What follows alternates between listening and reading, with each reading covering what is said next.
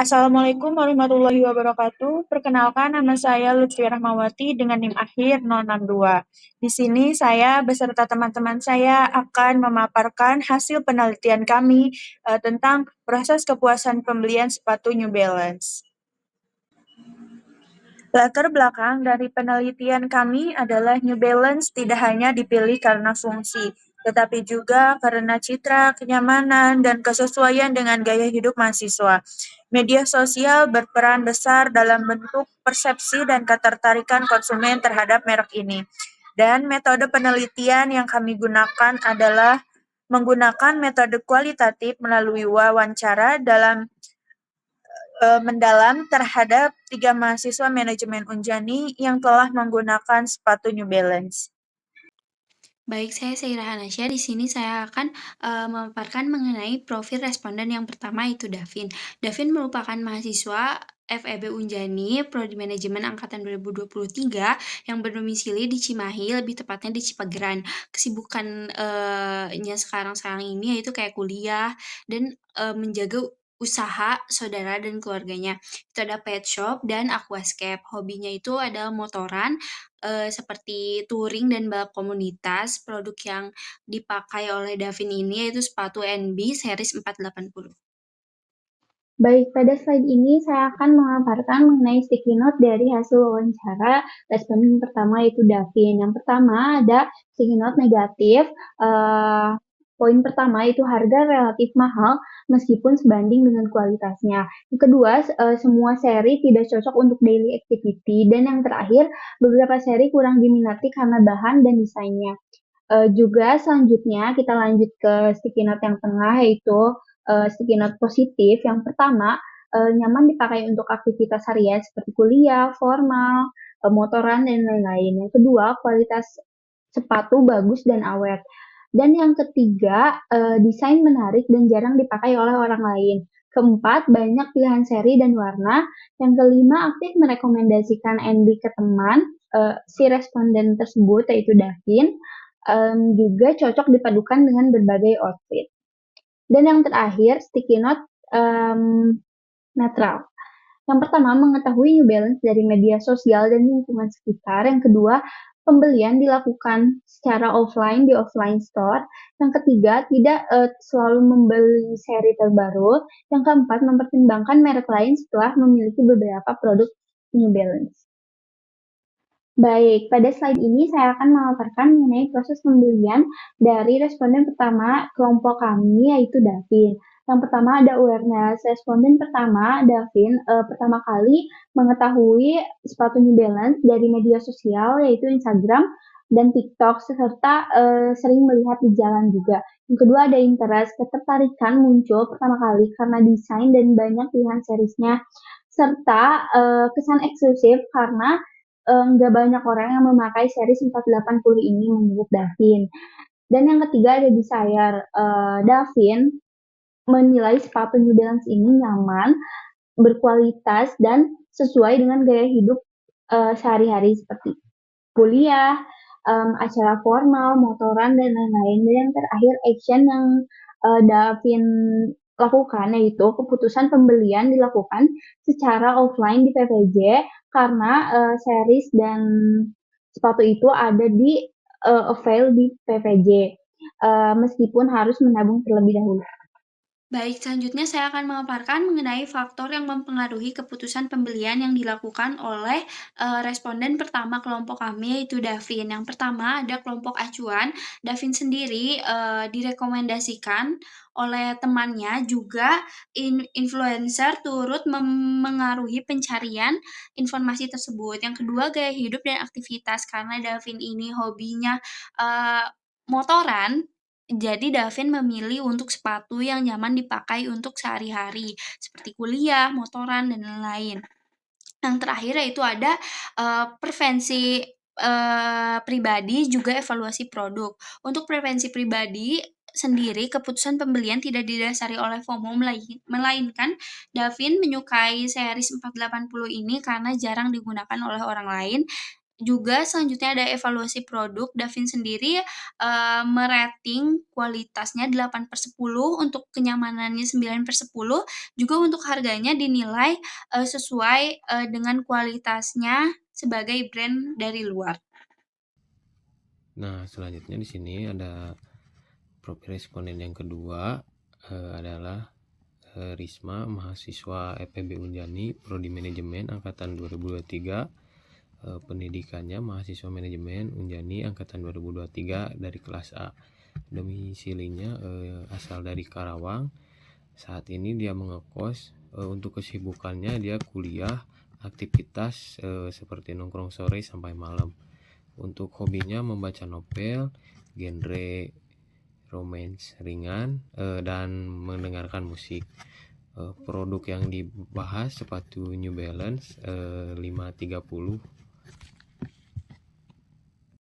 Nah, di slide selanjutnya saya akan menjelaskan tentang sticky note tentang Risma. Yang sticky note yang pertama ada negatif.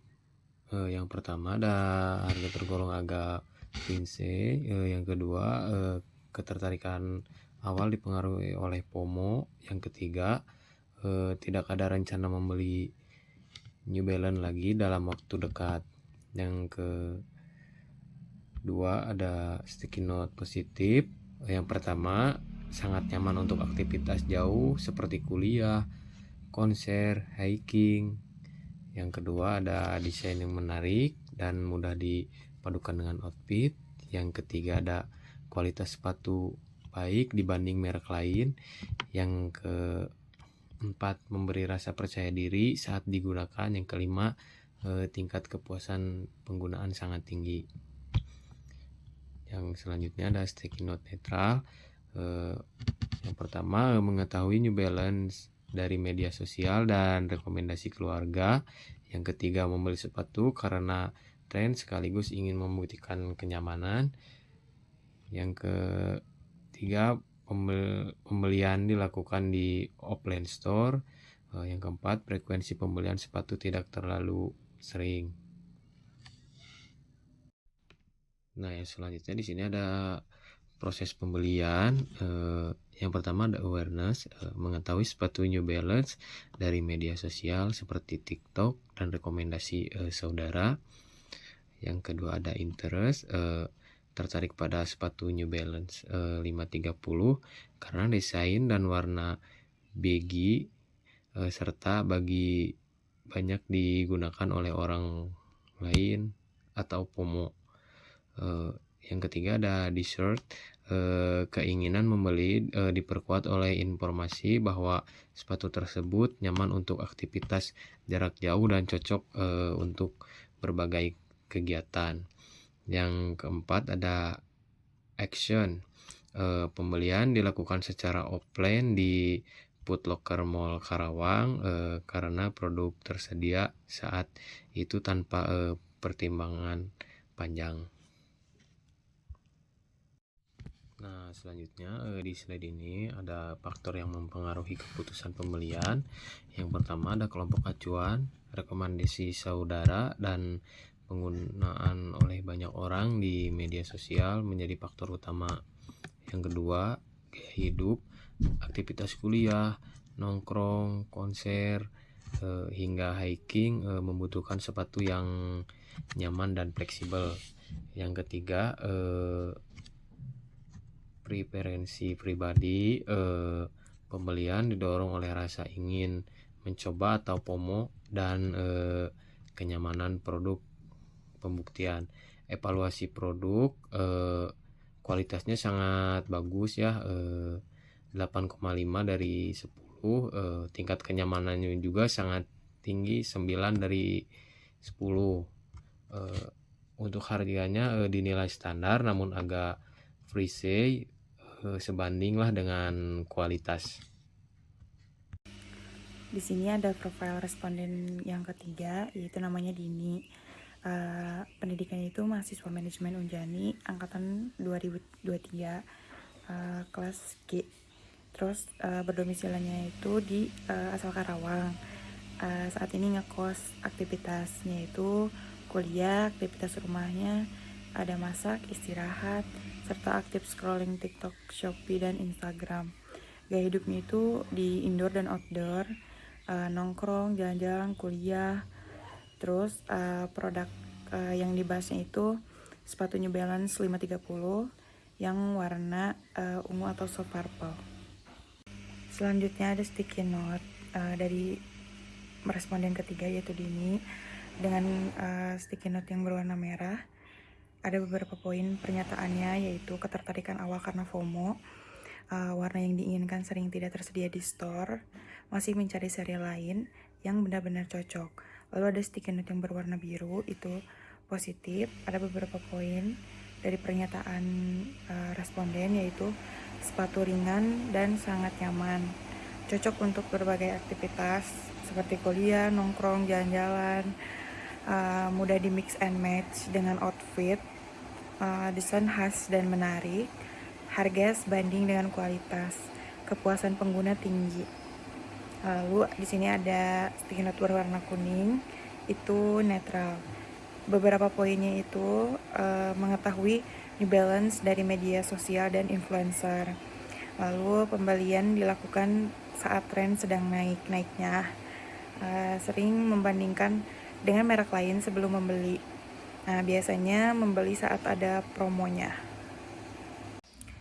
Lalu ada rangkaian atau proses pembeliannya untuk responden ini.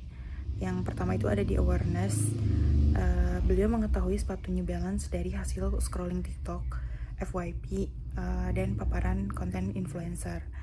Lalu ada di interest, itu ketertarikan muncul karena sepatu NB 530 sedang viral, memiliki warna menarik, serta banyak direkomendasikan sebagai sepatu yang nyaman untuk aktivitas jauh. Lalu ada desire, itu keinginan membeli semakin kuat setelah melihat review influencer dan YouTube, serta rasa penasaran FOMO karena banyak digunakan orang lain. Lalu actionnya, pembelian dilakukan secara offline di PPJ setelah melihat dan mencoba langsung produk di toko. Ada beberapa faktor yang mempengaruhi keputusan pembelian Dini. Itu ada di kelompok acuan, yaitu influencer, review YouTube, serta tren penggunaan di lingkungan sekitar. Lalu motivasi psikologis Dini itu aktivitas rasa FOMO menjadi faktor dominan dalam mendorong keputusan pembelian. Lalu ada kepuasan responden. Responden merasa sangat puas dan memiliki niat untuk membeli kembali produk New Balance di masa depan. Evaluasi produknya itu kualitas sangat baik, kenyamanan sangat baik, harga affordable, dan sebanding dengan kualitas.